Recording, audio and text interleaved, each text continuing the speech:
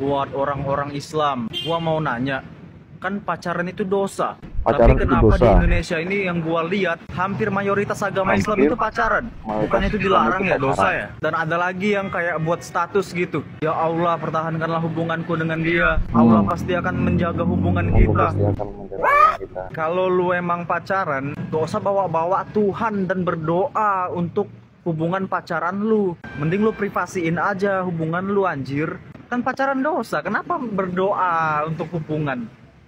Aneh, cok, aneh. Aneh. Jadi saudara kita ini dari non-muslim ini bertanya, ya heran kok bisa mayoritas muslim itu pacaran, padahal dilarang dalam agama Islam. Bang, kebanyakan kaum muslimin di Indonesia ini Islamnya hanya identitas saja. Banyak yang Allah haramkan tapi mereka menghalalkan dan sudah menjadi kebiasaan dalam kehidupan sehari-hari mereka. Yang abangnya tahu hanya pacaran, yaitu dosa kecil yang lama-kelamaan menjadi besar. Yang sangat mengherankan, orang tuanya tidak melarang mereka pacaran. Kalau orang tua dulu anaknya hamil di luar nikah, malunya minta ampun. Sekarang biasa saja. Anak zaman sekarang kebanyakan sudah berzina, itu hal yang biasa di zaman sekarang ini. Saya kasih tahu dosa-dosa besar yang lainnya yang dihalalkan banyak orang Islam. Yang pertama itu kesyirikan. Banyak orang Islam yang melakukannya, mengatasnamakan warisan nenek moyang, adat, budaya. Contohnya sedekah laut, mereka sembahkan sajian untuk penghuni laut. Waktu panen mereka sembahkan sajian untuk Dewi Sri agar panennya berkah melimpah. Sedekah desa, mereka sembahkan sajian untuk danyang-danyang atau bangsa lembut penguasa desa agar desanya aman sentosa. Ke kuburan wali, Habib, agar hajatnya terkabulkan. Pakai jimat dan banyak lagi. Dan ini dosa besar yang paling besar yang bisa menghapus seluruh amal soleh dan akan menyebabkan pelakunya akan dimasukkan ke dalam neraka selamanya. Yang kedua adalah riba. Banyak orang Islam yang melakukannya. Beli rumah riba, beli kendaraan riba, bahkan beli perabotan pun riba. Banyak orang yang bekerja di tempat riba. Padahal doa orang yang makan dari harta yang haram, pasti doanya tidak akan diterima. Yang menyebabkan rumah tangganya hancur, anak-anaknya durhaka, bejat, dan nakal karena daging mereka tumbuh dari harta yang haram. Riba itu ada 73 pintu dosa. Yang paling ringan adalah seperti dosa seseorang yang menjinai ibu kandungnya sendiri. Yang ketiga, durhaka. Banyak orang Islam yang tidak sadar setiap harinya dia durhaka kepada orang tuanya karena dia telah meninggikan suara di hadapan orang tuanya. Dalam Islam, permisalan mengatakan